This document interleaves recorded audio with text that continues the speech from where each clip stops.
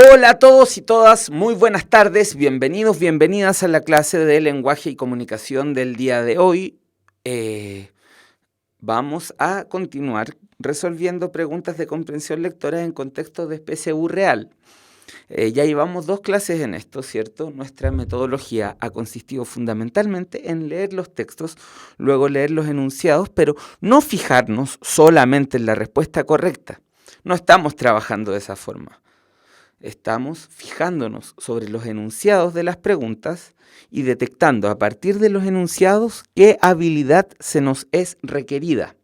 Como lo hemos explicado otras veces, hay una especie de taxonomía. Una taxonomía es una división, una clasificación de habilidades que está considerada en esta prueba y que cada ítem, cada pregunta está hecha para medir una de esas habilidades. Entonces, la manera en la que estamos enfrentando la preparación para esta sección de comprensión lectora es en la práctica, ¿cierto? Leyendo textos, empleando modelos de EMRE y comentando a propósito de la pregunta, su formulación, qué hipótesis podemos hacer. Asimismo, estamos conduciendo la lectura tratando de afianzar el proceso de antes de la lectura, durante la lectura y después de la lectura. Tratando de afianzar que en cada parte de ese proceso realicemos las actividades que tenemos que realizar más o menos de manera habituada, ¿cierto? O sea, transformándolas en un hábito. Esto del antes de la lectura, durante la lectura y después de la lectura. En tanto más hábito sea, más fácil nos va a ser. Entonces no queda sino seguir trabajando. Cámbiate fondo. Chum. Luego de este viaje transdimensional, volvemos, ¿no es cierto?, al último ensayo emanado de Demre. Estamos en la página 29 de este texto que se llama La lupa. Voy a desaparecer para leerlo en voz alta. Las personas que se desconcentran con la lectura en voz alta pueden bajar el volumen, pero se van a perder los comentarios, eso sí. Yo les aviso cuando pueden subir el volumen nuevamente. La lupa. Ya, antes de la lectura, ¿qué vemos? Vemos que es un texto escrito en prosa. Vamos al final, vemos que la autora es María del Carmen Garcés. Debe ser alguien que habla castellano como lengua materna, da toda la impresión. Por lo tanto, uno puede saber que el texto no es una traducción. Mírame a los ojos es el nombre debe ser de una obra, pero aquí la lupa aparece entonces como otro título y uno puede predecir. Entonces, la lupa es un capítulo de este libro más grande de Mírame a los ojos. ¿Qué será? ¿Será una crónica, un cuento, un ensayo? Este momento previo a la lectura es el momento de las hipótesis.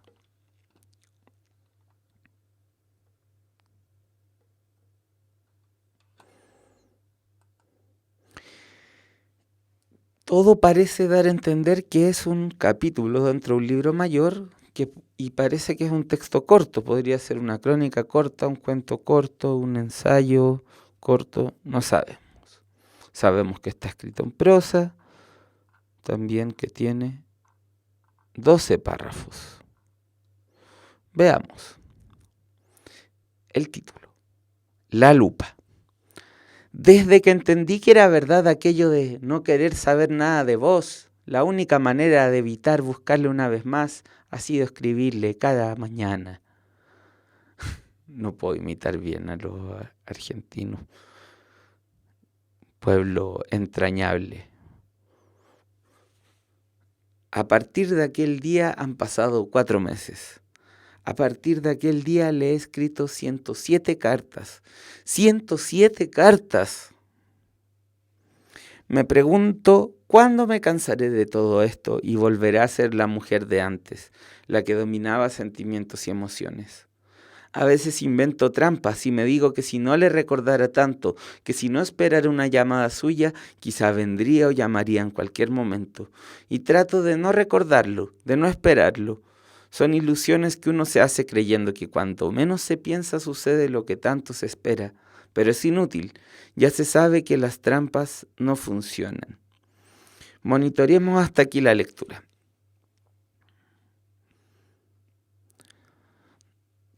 El primer párrafo nos pone ante la situación en que la personaje que habla, la sujeto de la enunciación, pareciera querer cortar relaciones con alguien y la forma que ocupa para poder contenerse y decir todo lo que quisiera decirle es escribiéndole una carta al día.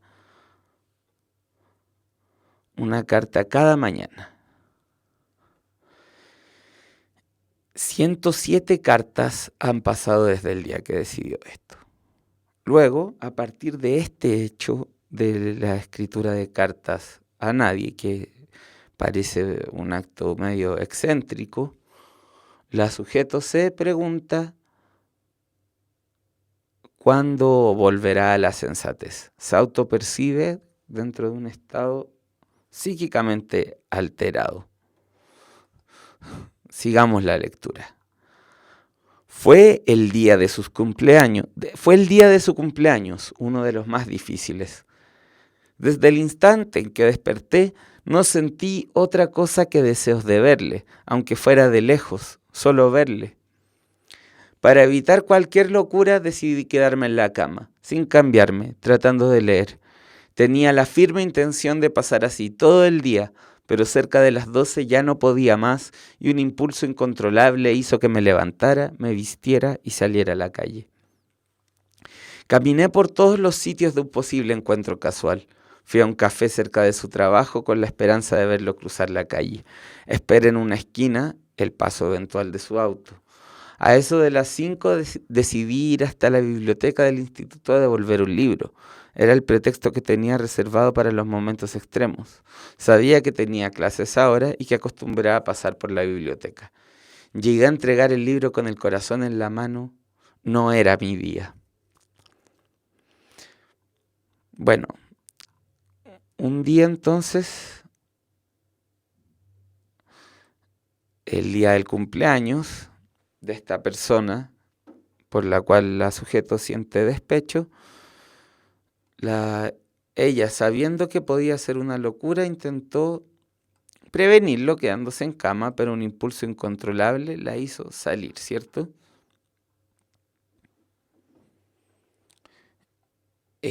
Probó distintas artimañas para encontrarse con él y ninguna le salió. Por eso al final dice, no era mi día. 7. No sé bien cómo sucedió, pero cuando estaba a punto de marcar su número, olvidando promesas, juramentos y humillaciones, se me ocurrió una idea salvadora, comprarle un regalo. Estaba segura de que, al igual que las cartas, no se lo entregaría, pero por lo menos así tendría algo suyo, aunque fuera algo comprado por mí, claro. Y esa posibilidad me tranquilizó profundamente. Colgué el teléfono sin marcar, pagué la llamada para evitar reclamos y salí. Eran pasadas las 6 de la tarde, así que tenía que darme prisa para encontrar lo que necesitaba comprarle antes de que cerraran los negocios. Y empecé a buscar una lupa, pequeña, muy potente, capaz de acercarnos al universo escondido a la simple mirada, a aquel de nuestra adolescencia, cuando buscábamos insectos diminutos entre las formas luminosas de una orquídea y peleábamos por descubrir sus ojos o sus antenas mínimas. ¿Se acordará él de todo eso? Cuando encontré la lupa que quería, temblaba. Al salir del almacén, besé la cajita y desde ese día la llevo conmigo. Lo recuerdo a través del insecto paseandero que se cruza en mi camino y en el que descubro ojos, manchas y colores. Voy contenta por las calles y plazas, desmenuzando una flor, recorriendo los senderos desconocidos de mi piel o charlando con ella. A veces la gente mira con la inquietud que se suele mirar una loca. Yo y su lupa. Sonrío, soy feliz y ya no necesito buscarle. Oh,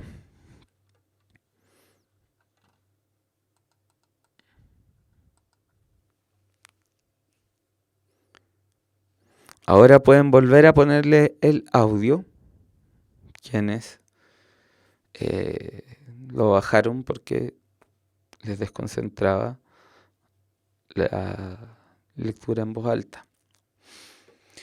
Después de la lectura, con respecto a nuestra hipótesis inicial, ¿qué tipo de texto pareciera ser este texto del que nos acabamos de enfrentar?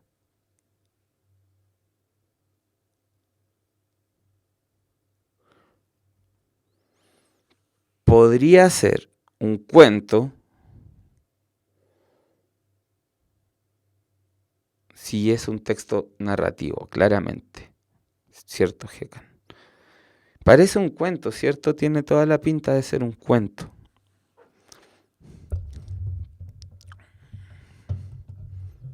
Veamos las preguntas.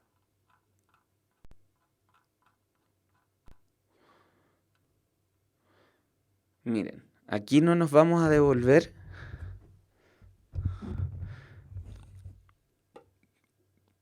para que el ejercicio valga la pena.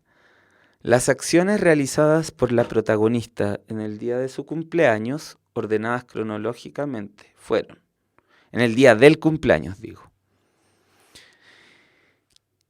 Aquí se pide una habilidad que tiene que ver con lo explícito o con lo implícito.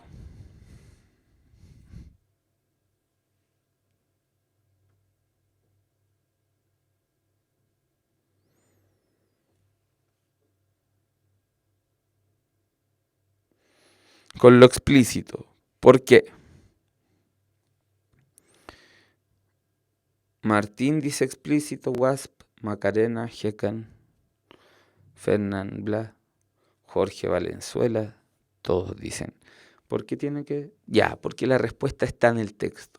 Pero cierto, es una pregunta que apunta a la dimensión explícita, pero con algo más de dificultad porque hay que buscar información que está repartida en distintos lados y ordenarla. No hay inferencia, ¿cierto? No alcanza a ser una síntesis, pero hay que encontrar información que está repartida por distintos lados. Leamos las alternativas. A. ¿Qué es lo que hizo la protagonista el día del cumpleaños? A. Salir a la calle, esperar el paso del auto del amado, marcar el teléfono del amado, buscar al amado en la biblioteca, comprar una lupa. Caminar en busca de un encuentro casual, esperar al amado en su trabajo, ir a la biblioteca, llamar al amado por teléfono, buscar un regalo para el amado, comprar una lupa.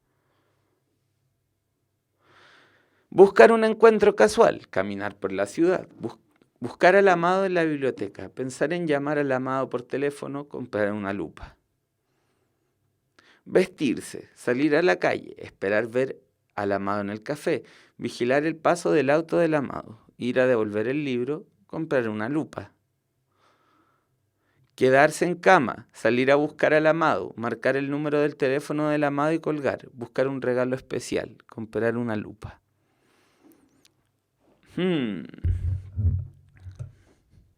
Jajajaja, a ver, ¿quién puede responderla sin que tengamos que devolvernos a verla en el texto? ¿Quién la puede responder? La obra y gracia de su memoria.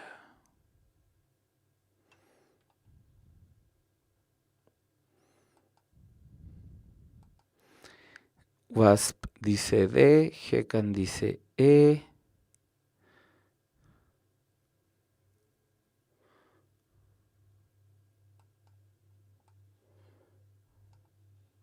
¿Quién más se arriesga?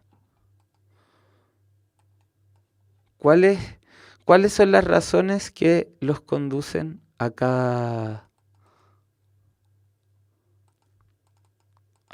preferir una u otra? Chum, chum, chum, chum.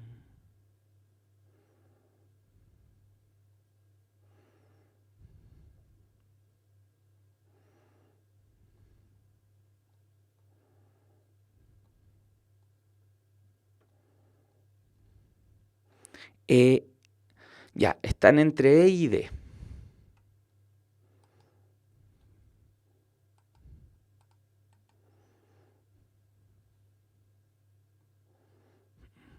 Esperen un poquitito.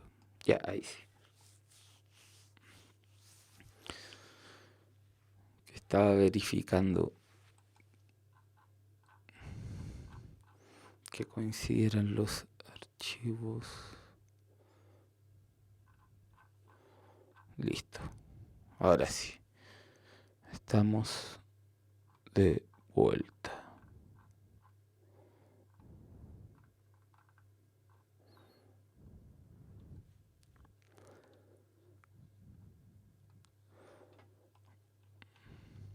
Ahora se me perdió la ventana del chat. Ahí están.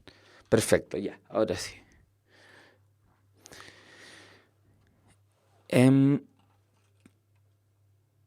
Entonces tenemos que buscar cuál es el orden cronológico correspondiente a lo que dice el cuento.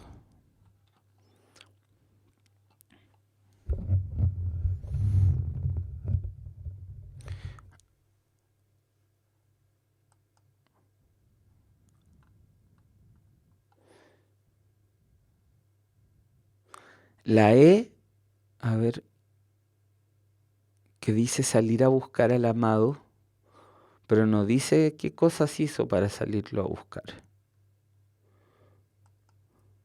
La D parece que dice las cosas que hizo luego de levantarse. La B dice que lo llamó y en el texto no lo llamó, ¿cierto? Pensó en llamarlo.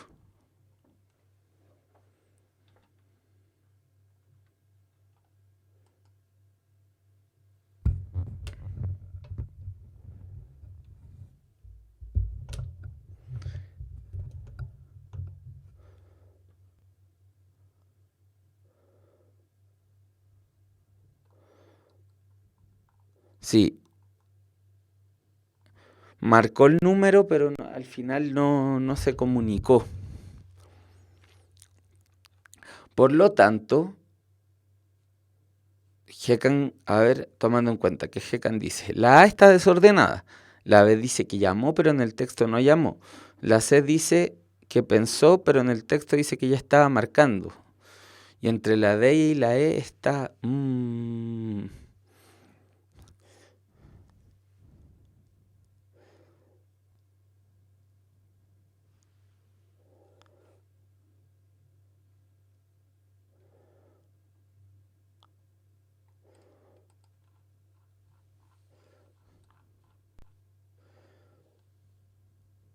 Pero no se queda en cama, pues, si ese es el problema, por eso no es la E.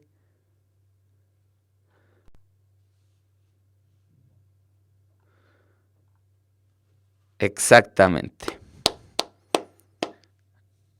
En la E se queda en cama y en la D se viste. Si no, no tendríamos cómo diferenciar cuál es la correcta. Por supuesto, la respuesta correcta es D.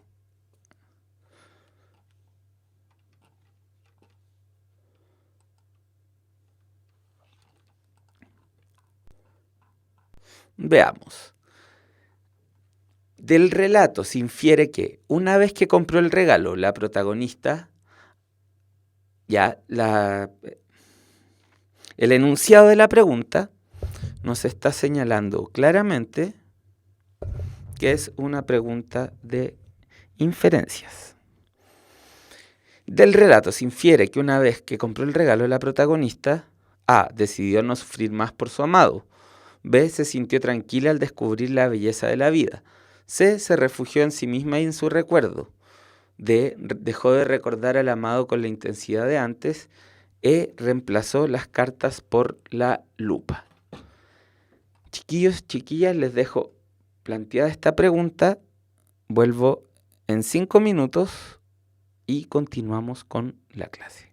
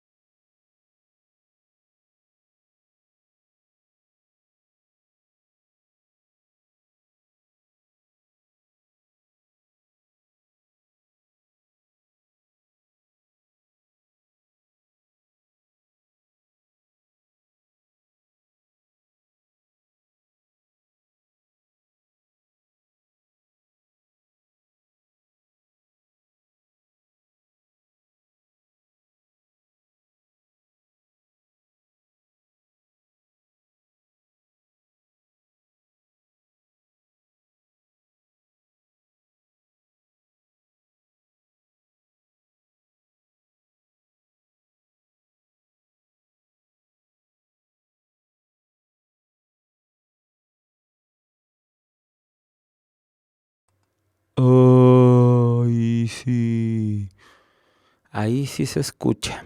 Ya.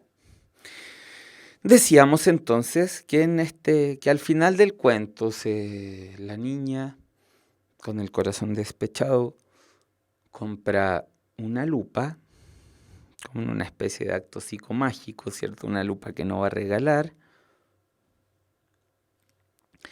Y a propósito de ese final, la pregunta que se nos dice del relato nos dice lo siguiente del relato. Se infiere que una vez que compró el regalo, la protagonista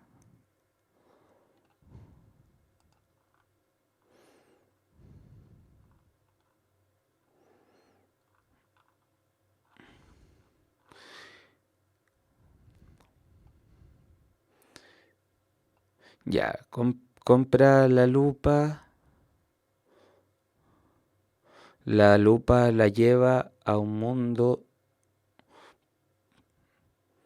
escondido que le remita a la adolescencia, donde hay insectos y se pueden ver los detalles. Quiso mucho a la lupa, sigue viendo insectos, va contenta,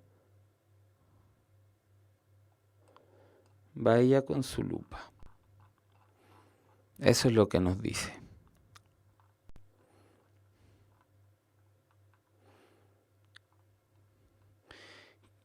Podemos inferir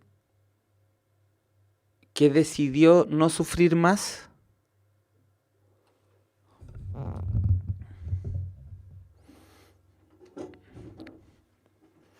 No lo dice en ninguna parte. De hecho, uno podría decir mantener la lupa puede ser como una manera de seguir aferrándose a él, porque en último caso la lupa era un regalo para él. Se sintió tranquila al descubrir la belleza de la vida.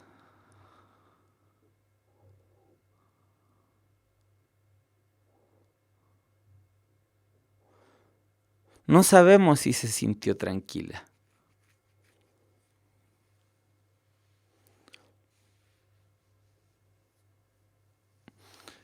Se refugió en sí misma y en su recuerdo. Si observamos, esa respuesta es bastante verosímil, porque, como nos dice la parte final, yo y su lupa. Tiene una relación con la lupa que parece que la aísla del mundo.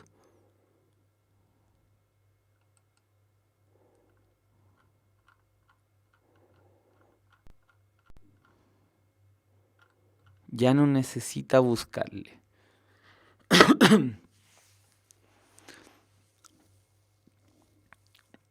La E no tenemos por dónde inferirla, pero sí podemos ver que esta chica se refugia en sí misma, ¿no?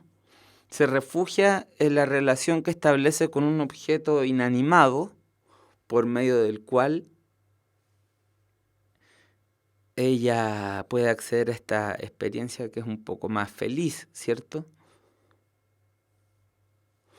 Por dicha razón, por mencionar eso, estableceremos que la alternativa correcta es la C.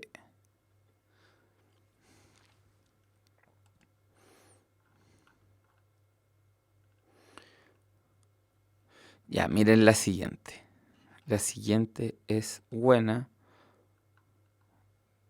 porque es una pregunta de análisis.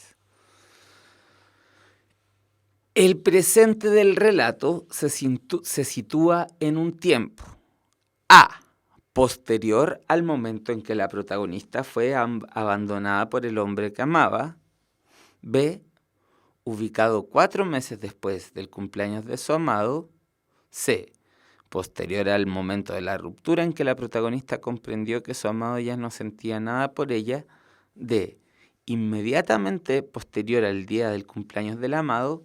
E, simultáneo con el de la búsqueda de un regalo significativo para su amado.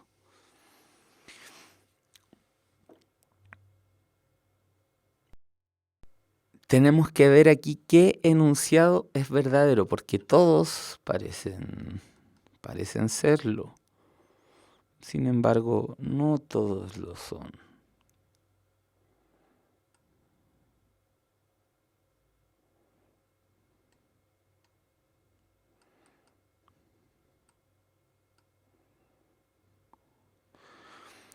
¿Qué es lo que mide esta pregunta?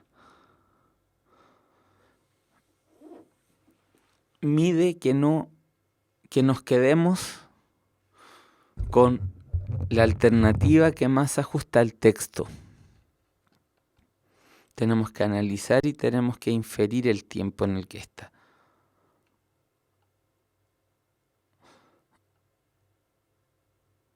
¿Cuál es el problema con A? Posterior al momento en el que la protagonista fue abandonada por el hombre que amaba.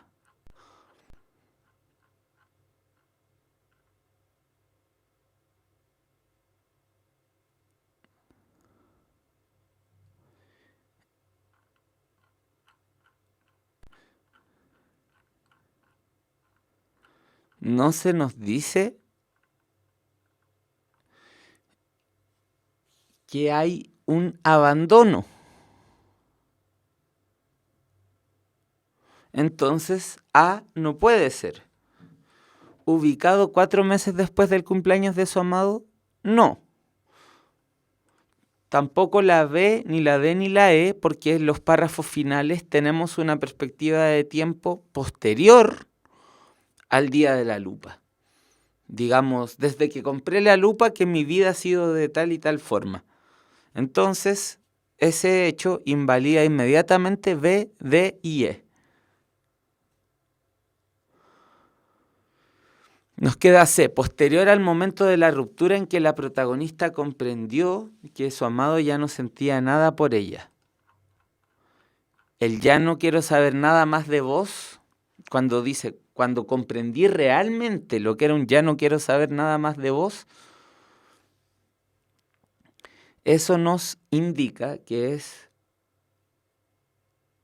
el momento en el que ella entiende que él no está ni ahí, o sea que seguir llamándolo y seguir tratándolo de convencerlo de estar juntos es un despropósito. Entonces podemos, a partir de eso, afirmar que la alternativa correcta es C. Sí, tal como han oído. Es C.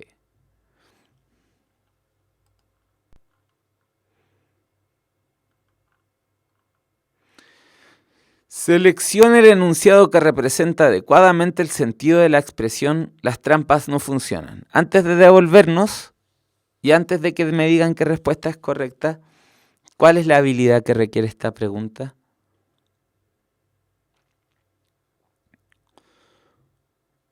A las 1, a las 2 y a las 3. Es una habilidad una pregunta que mide la habilidad de interpretar, porque nos pide buscar un enunciado que le da sentido a una expresión figurada. Las trampas no funcionan. Encontremos en el texto donde dice eso.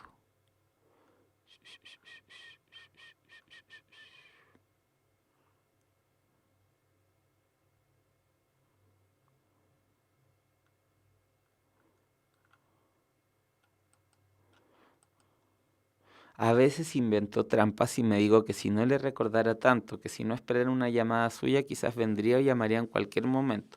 Y trato de no recordarlo y no esperarlo. Son ilusiones que uno se hace creyendo que cuando menos se piensa, sucede lo que tanto se espera. Pero es inútil, ya se sabe que las trampas no funcionan. Exacto, hay que ver en el contexto, ¿cierto? Las trampas no funcionan, entonces quiere decir que como estos jueguitos mentales que se hace como, bueno, ya, si no pienso en él, él va a aparecer. Si no lo llamo, me va a llamar. Dice que eso no funciona. Entonces, ahora vamos a la pregunta y vemos qué respuesta se adecua mejor. Mientras más se recuerda a alguien, ¿hay menos probabilidades de que regrese? No, pues eso sería confirmar ese pensamiento mágico. La insistencia en una idea o deseo resulta imposible.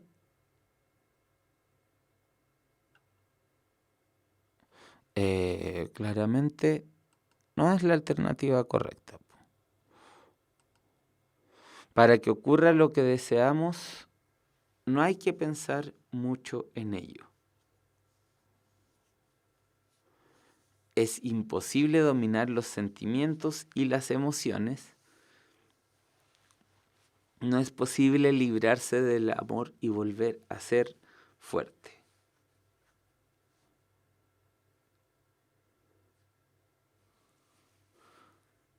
¿Cuál les parece la respuesta más adecuada?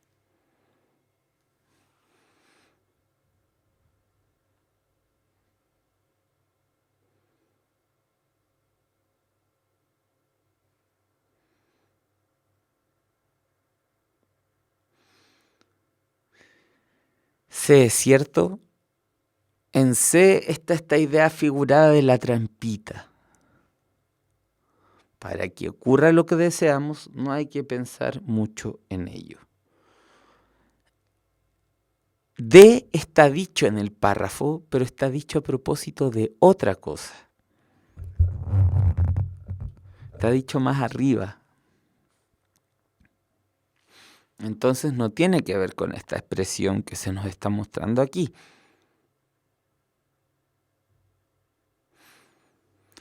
Entonces aquí la respuesta correcta es C.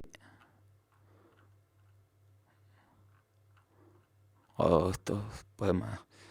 Ya, seguimos el texto que aborda las preguntas 59 a 63.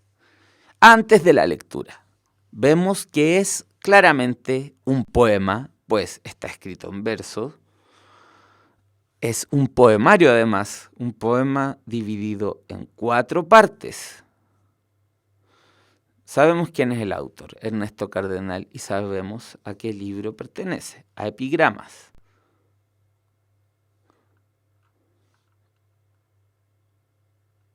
Ya el primer verso nos dice que es un poema apostrófico, o sea que le habla a un tú, y parece que es de amor.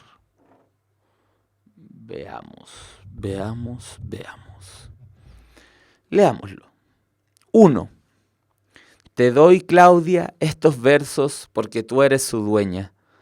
Los he escrito sencillos para que tú los entiendas. Son para ti solamente, pero si a ti no te interesan, un día se divulgarán tal vez por toda Hispanoamérica. Y si el amor que los dictó tú también lo desprecias, otras soñarán con este amor que no fue para ellas. Y tal vez verás, Claudia, que en estos poemas, escritos para conquistarte a ti, despiertan en otras parejas enamoradas que los lean los besos que en ti no despertó el poeta. 2. Cuídate, Claudia, cuando estés conmigo, porque el gesto más leve, cualquier palabra, un suspiro, de Claudia, el menor descuido, tal vez un día lo examinen eruditos y este baile de Claudia se recuerde por siglos. Claudia, ya te lo aviso.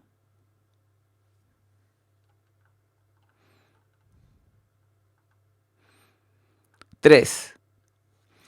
De estos cines, Claudia, de estas fiestas, de estas carreras de caballos, no quedará nada para la posteridad, sino los versos de Ernesto Cardenal para Claudia, si acaso, y el nombre de Claudia que yo puse en esos versos, y los de mis rivales, si es que yo decido rescatarlos del olvido, y los incluyo también en mis versos para ridiculizarlos. 4. Esta será mi venganza. Que un día llegue a tus manos el libro de un poeta famoso y leas estas líneas que el autor escribió para ti y tú no lo sepas.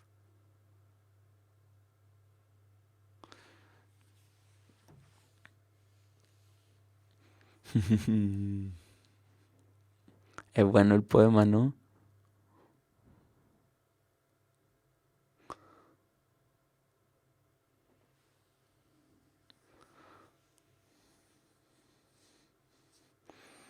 Me gusta cuando pasan estas cosas.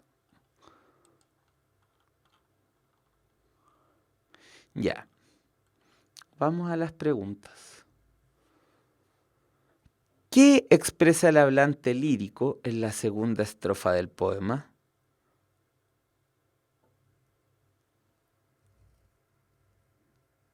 ¿Explícita o implícita?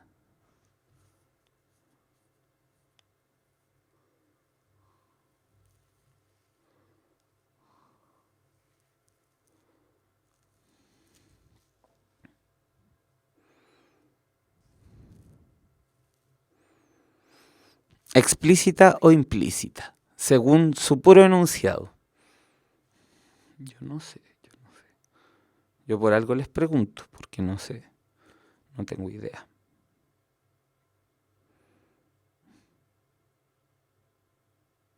Explícita, ¿cierto?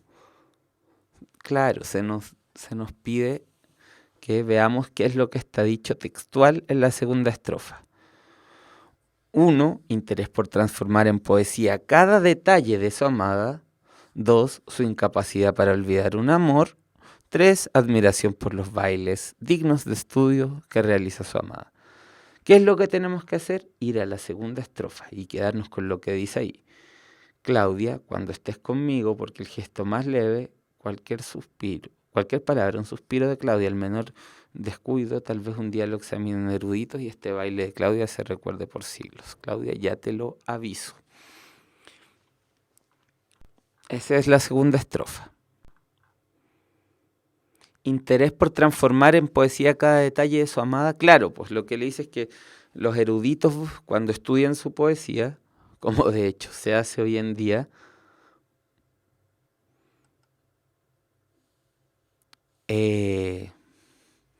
irían a estudiar los poemas de Ernesto Cardenal, pues y ahí estudiarían las cosas que Claudia puso ahí. 1, check, sí. 2, su incapacidad para olvidar un amor. ¿Aparece eso en el texto? No, ¿cierto? Admiración por los bailes dignos de estudio que realiza su amada. No nos dice cómo son los bailes, habla de una danza y nosotros no sabemos si lo dice literal o metafóricamente. No, esa no es, ¿cierto? Tenemos que concluir entonces que la respuesta, tal como lo dice Ignacio Muñoz en el chat, es la... A ver, ¿cómo hacer una...? La A. Tienen que tomar en cuenta mis brazos también. Solo uno.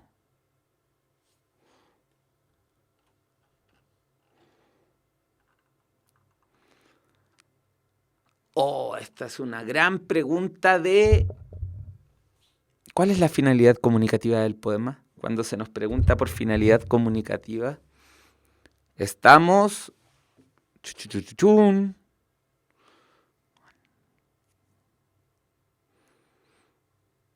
interpretando, ¿cierto? Postulando un sentido, postulando una finalidad en este caso. Finalidad, fin, propósito, ¿cierto? ¿Cuál es el propósito comunicativo del poema, no? A. Veamos las alternativas, veamos si las podemos resolver así o si hay que volver arriba. Ahí. ¿Cómo era esto? Perdí mi poder. Ahí sí.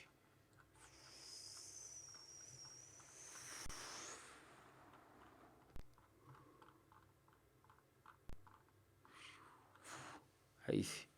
Ya.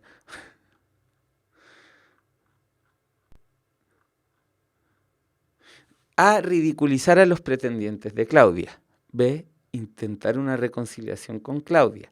C. Asegurar los recuerdos de un desafortunado amor de juventud. D. Presumir la calidad de los versos dedicados a Claudia. E. Hacer trascender el amor que Claudia no correspondió.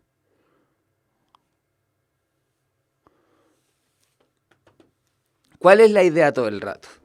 Yo no te puedo amar ahora, pero un día va a pasar esto. Ahora tú me dices que no, pero un día va a pasar esto.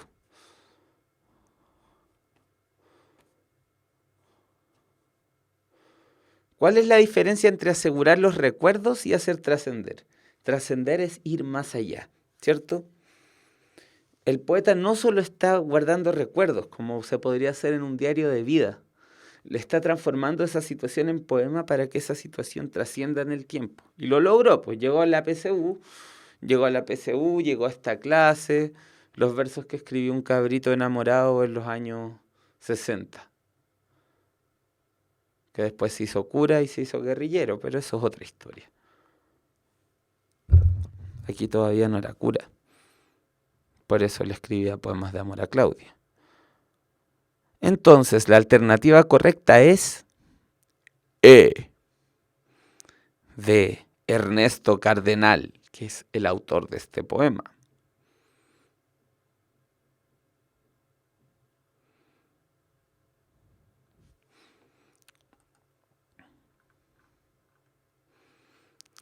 (61) ¿De qué modo se vengaría de Claudia el hablante lírico? A. Evidenciando el desamor de ella. B. Alcanzando la fama mediante la poesía que ella rechazó. C. Logrando que ella lea su poema y desconozca que es la destinataria. D. Negándose a compartir los logros que ella inspiró. E. Menospreciando las cualidades de sus rivales. Lo dice al final, ¿cierto? Dice: esta será mi venganza, que un día llegue a tus manos el libro de un poeta famoso y leas estas líneas que el autor escribió para ti y tú no lo sepas. Sale textual. Es completamente explícita.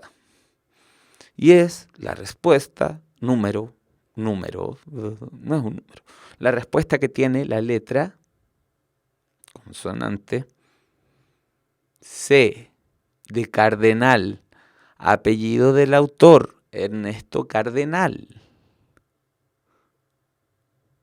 Se aprende mucho aquí.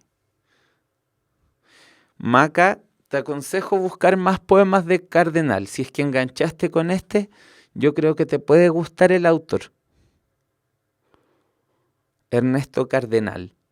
Luego de la clase puedes buscar y tal vez te encuentras con un gusto por la poesía que era insospechado y descubres algo nuevo de ti misma. Qué maravilloso eso.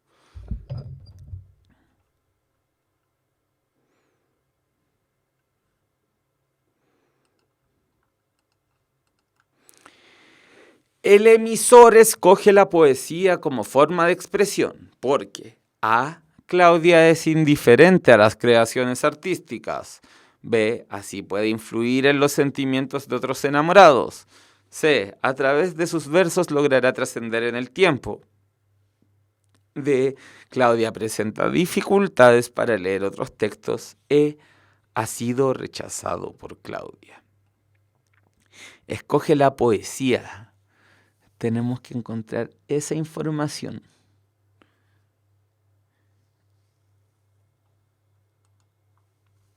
La verdad es que la respuesta es como casi igual que la anterior.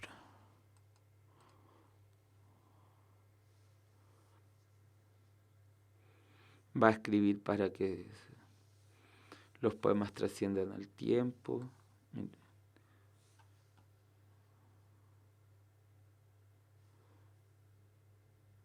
Lo escribió sencillos para que ella lo entienda, pero si ella no los entiende, igual se van a divulgar por toda Hispanoamérica. Y entonces el poeta piensa que van a trascender porque otras parejas lo van a leer.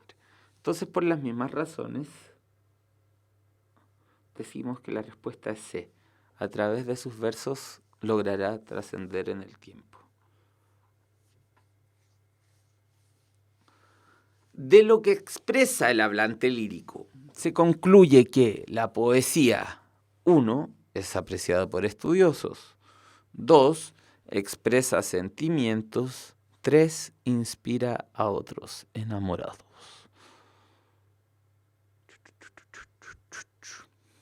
Cuando el poema dice que eruditos van a estudiar el poema, nos confirma el punto 1.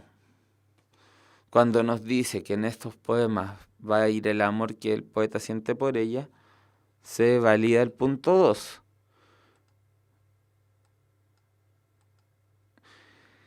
Y podemos inferir que tiene la idea de que los poemas instan a otros enamorados, cuando habla de que estos poemas van a despertar los besos que en otros enamorados que en ti no despertaron. O sea, se validan las 3. Tendremos que decir que 1, 2 y 3 son correctas.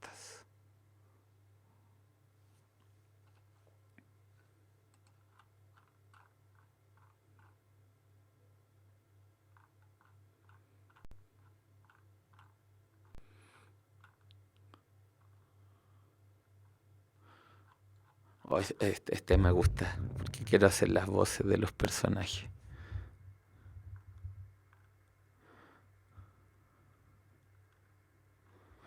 Vemos de partida que es un texto de tipo dramático. ¿De quién es? De Chekhov, autor ruso, finales del siglo XIX, principios del siglo XX, previo a la Revolución Rusa. Contemporáneo con Dostoyevsky, Tolstoy y otros autores importantes. La obra se llama La petición de mano, juguete cómico en un acto. Sabemos que es un texto dramático porque aparecen los nombres de los personajes seguidos de un diálogo. Hemos en esta clase visto un texto narrativo, hemos visto un texto dramático, o sea, un texto poético, y ahora vemos un texto dramático. Es largo igual. Escena 3. Natalia Stepanovna e Iván Vasilievich Lomov. Natalia Stepanovna entrando. ¡Ah! ¡Es usted! Hola, Iván Vasilievich. Imagínese que papá me ha dicho, ha llegado un comerciante con unas mercancías. Buenos días, respetable Natalia Stepanovna. Perdone que esté con delantal. Estamos desgranando guisantes para ponerlos a acercar. ¿Por qué no ha venido a vernos en tanto tiempo? Siéntese. ¿Quiere desayunar? No, gracias. Ya he desayunado. Puede fumar. Aquí tiene cerillas. Hace un tiempo espléndido, y eso que llovió tanto que los trabajadores estuvieron todo el día sin hacer nada. ¿Cuándo han cegado ustedes? Figúrese que han mandado cegar todo el prado y ahora lo siento, temo que se pudra el heno. Hubiera sido mejor esperar. ¿Pero qué veo? ¿Viene usted de frac? ¡Qué novedad! ¿Va a algún baile? A propósito, tiene usted mejor aspecto. Aparte de broma, ¿por qué viene tan elegante? Lomov, turbándose. Verá, respetable Natalia Stepanovna, se trata de... Le ruego que me escuche. Naturalmente se sorprenderá y hasta se enfadará, pero... ¡Qué frío tengo! Esa parte entre paréntesis, significa que el personaje le habla al público, pero que no... Se supone que los otros personajes no escuchan, como cuando Malcolm le habla a la cámara. ¡Qué frío tengo!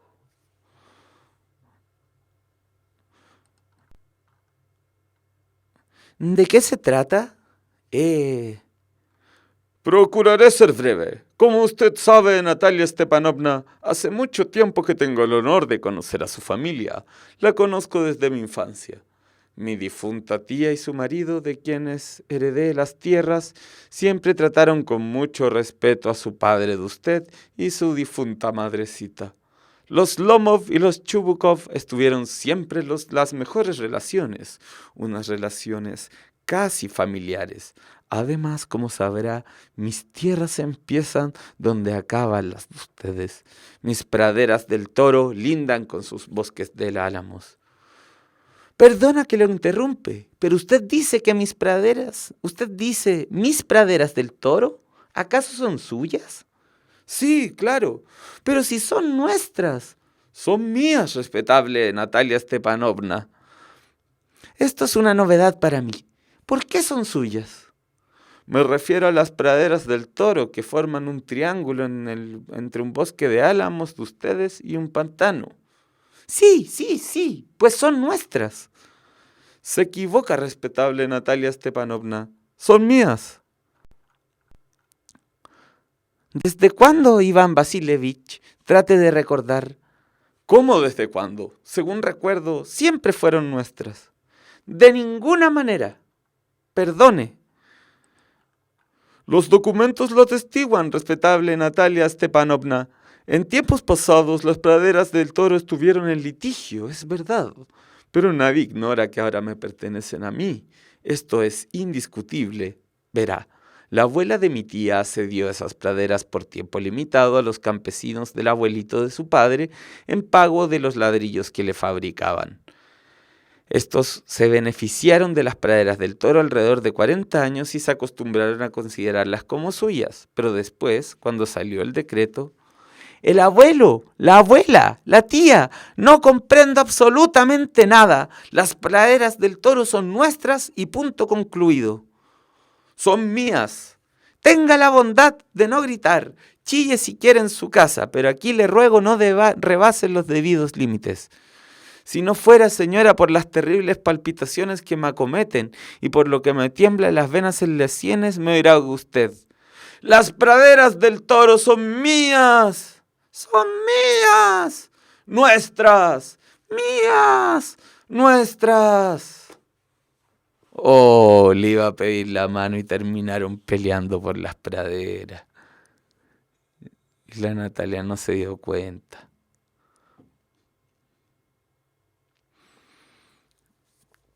Es tan cruel el amor que no.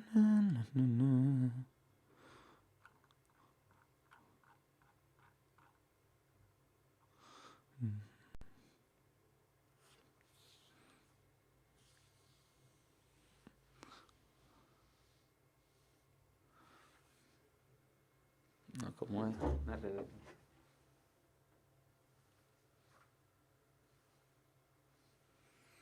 Ahí vieron mis pésimas dotes actoriles, pero espero que haya sido la lectura más chistosa.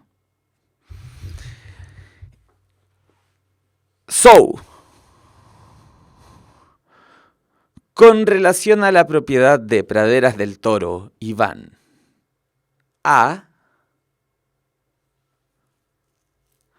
argumenta que es una herencia de su tía. B. reconoce que en un tiempo fue de la familia de Natalia. C. afirma que ha sido de su familia desde que él era pequeño. D. explica que es un terreno con forma de triángulo. E. se apoya en la existencia de documentos legales de las tierras.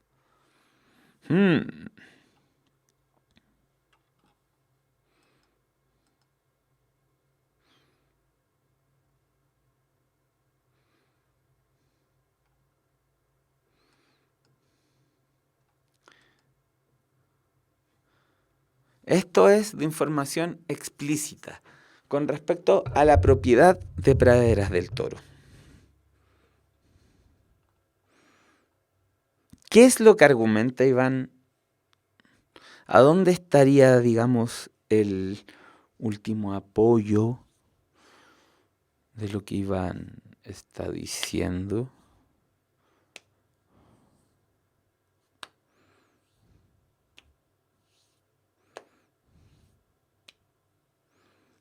Efectivamente, es la E. Hay documentos legales. Me saltó una pregunta. Los documentos lo atestiguan, respetable Natalia Stepanovna. Ahí está. Ahí.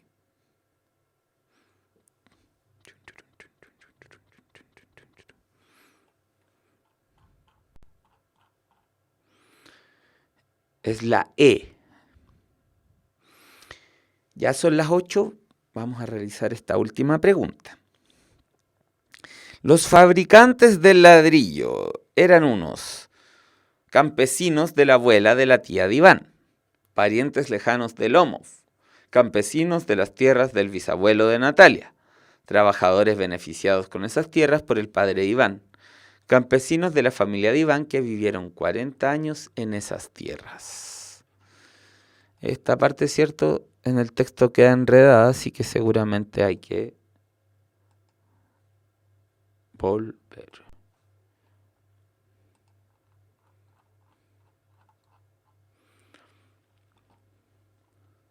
Verá, la abuela de mi tía, o sea, tenía una tía, su tía tenía una mamá, que tenía una mamá, que era su abuela. La abuela de su tía se dio esas praderas a los campesinos del abuelito de su padre, del padre de ella, es decir, el bisabuelo de ella, en pago por los ladrillos que le fabricaban. O sea, la respuesta correcta es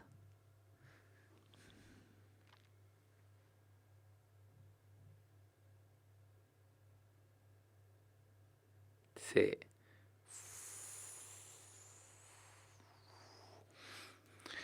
Campesinos de las tierras del bisabuelo de Natalia.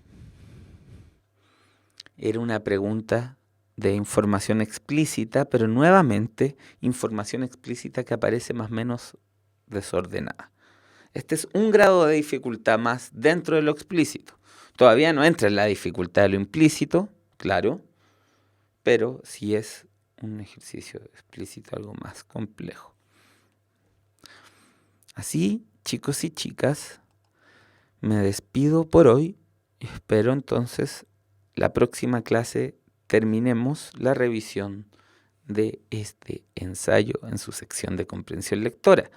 Espero que la clase les haya gustado, que la instancia les haya servido para poner en práctica sus habilidades lectoras de una manera entretenida, amena y agradable. Chicos y chicas, entonces nos vemos en una próxima oportunidad. Que estén muy bien. Adiós.